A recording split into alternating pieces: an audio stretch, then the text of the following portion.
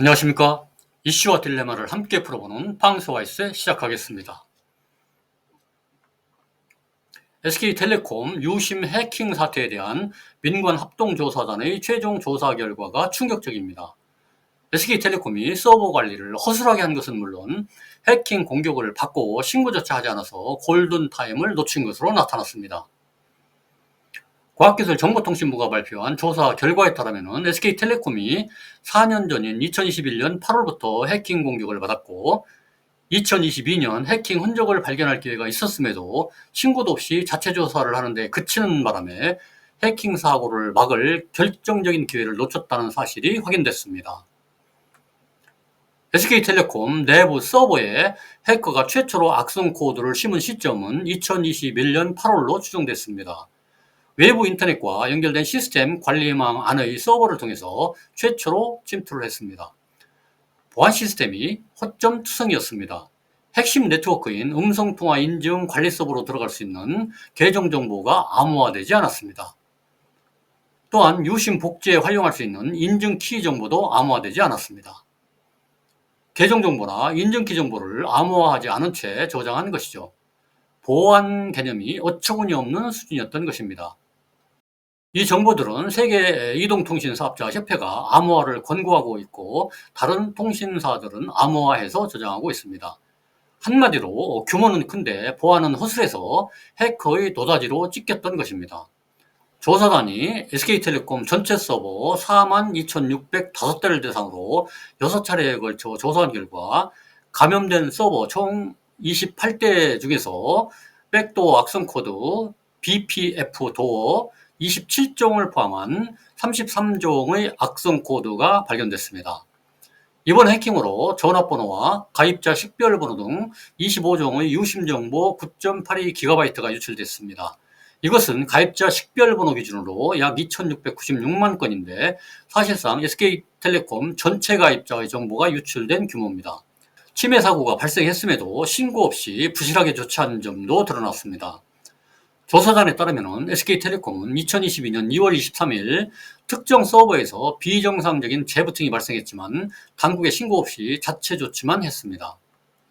침해 사고를 인지하면 정보통신망법에 따라서 즉시 당국에 신고해야 합니다. 신고 의무도 소홀히 했습니다. 자체 조치를 하는 과정에서도 감염된 음성 통화 인증 관리 서버에 대한 로그 기록 6개 중에서 1개만 확인해서 해킹 발견의 골든타임을 놓쳤습니다. 나머지 5개의 로그 기록도 점검만 했다면 당시 백도어 악성 코드 BPF 도어에 감염되어 있었던 음성통화 인증 관리 서버에 공격자가 접속한 사실을 확인할 수 있었을 것입니다. 정보통신망법 위반 사항도 확인이 됐죠. 과학기술정보통신부는 해킹 사고 이후에 SK텔레콤의 신고가 규정보다 하루나 늦어진 것에 대해서 3천만 원 이하의 과태료를 부과할 수 있다고 밝혔습니다. 또한 정부가 자료 보존을 명령했음에도 불구하고 SK텔레콤이 서버 2대를 포렌식 분석이 아예 불가능한 상태로 망가뜨리는 등 임의로 조치한 후 조사단에 제출했다면서 업무방해 관련으로 수사기관에 수사를 의뢰할 방침이라고 밝혔습니다.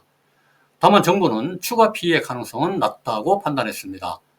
유재명 과기정통부 제2차관은 브리핑에서 유심 복제로 인한 추가 피해 가능성은 발견하지 못했다면서 29만 건의 단말기 고유 식별번호 등이 저장되어 있던 고객 관리망의 경우도 로그 기록이 남아있는 기간에는 유출 정황이 없었다고 말했습니다. 다만 로그 기록이 남아있지 않은 기간 약 2년 반 동안의 유출 여부를 확인하는 것은 불가능한 상황이라고 밝혔습니다. 해커들의 놀이터로 불리는 다크웹 유출 등은 확인되지 않았습니다. 이렇게 유출 여부를 확인할 수 없는 불안감 때문에 SK텔레콤도 유심보호 서비스와 비정상 인증 차단 시스템 고도화 작업을 서둘렀던 것으로 한다고 설명했습니다. 과기정통부는 SK텔레콤의 재발방지 대책에 따른 이행 계획을 7월 중에 제출토록 할 계획입니다. 정부가 가입자 식별 모듈 유심정보 해킹 사고의 책임이 SK텔레콤에 있다고 보고 SK텔레콤이 이용자의 계약 해지 위약금을 면제해야 한다는 판단을 내놨습니다. 정부가 이렇게 해킹 사고 책임을 묻겠다고 하자 SK텔레콤은 부랴부랴 위약금 면제 등 1조 원대의 고객 보상 및 정보보호 강화 대책을 발표했습니다. 4월 19일부터 7월 14일 사이에 SK텔레콤 가입을 해지한 고객들에 대해 의약금을 전액 면제하고 이용자의 다음 달 사용요금도 반값으로 할인해 주기로 했습니다. 지난주 SK텔레콤 주가는 전 거래일에도 5.56% 하락했고 현재도 하락한 54,000원대에 머물러 있습니다. SK텔레콤에서 지난달엔 국내 최대 온라인 서점인 예스24도 해킹 공격으로 모든 고객 정보를 탈취당하면서 서버 마비 사태를 겪었습니다.